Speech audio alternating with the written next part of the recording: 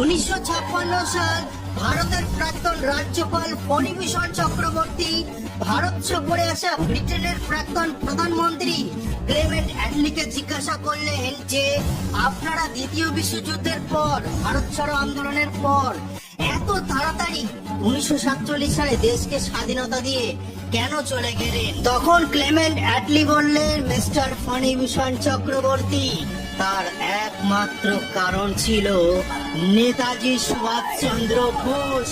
নেতাজি সুভাষচন্দ্র বোসের কর্মকাণ্ড, নেতাজি সুভাষচন্দ্র বোসের আজাদ হিন্দ ফৌজ। কারণ যেভাবে বোসের প্রভাবে ব্রিটিশ সেনাবাহিনীতে কাজ করা ভারতীয়রা আমাদের প্রতি অর্থাৎ ক্লেমেন্ট অ্যাটলিদের প্রতি বিশ্বাসঘাতক হয়ে উঠছিলেন, তাদের প্রতি আর ভরসা রাখা যাচ্ছিল না।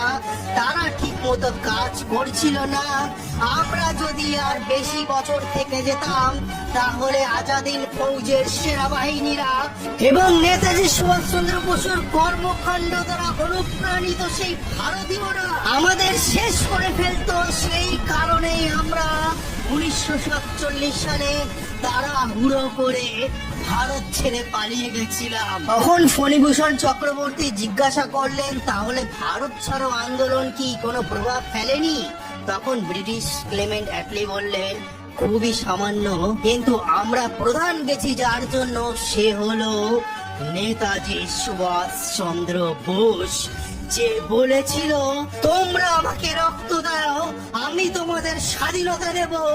সেই রক্তই, যেই দেশত্ববোধ রক্তই যেন প্রত্যেকটা আজাদ হিন্দ ফৌজের সেনাবাহিনীর মধ্যে এবং ব্রিটিশ সেনাবাহিনীর মধ্যে থাকা ভারতীয়দের মধ্যে টকবক করে ফুটছিল।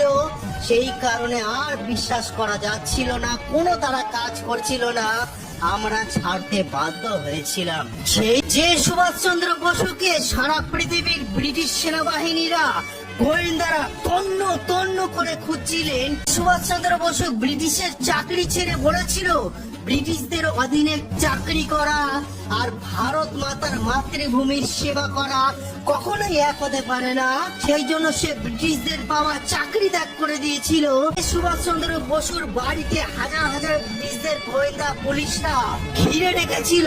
তার মধ্যে সবার চোখে ধুলো দিয়ে আমাদের দেশে স্বাধীন করবার জন্য যে চলে গেলেন আজাদ হিন্দ ফৌজ গঠন করতে, সুভাষচন্দ্র বসু ছোটবেলা থেকে স্বামী বিবেকানন্দের বাণী দ্বারা অনুপ্রাণিত ছিলেন। ব্রিটিশদের চোখে আঙুল দিয়ে জেলের মধ্যে মা দুর্গার পূজা করেছিলেন।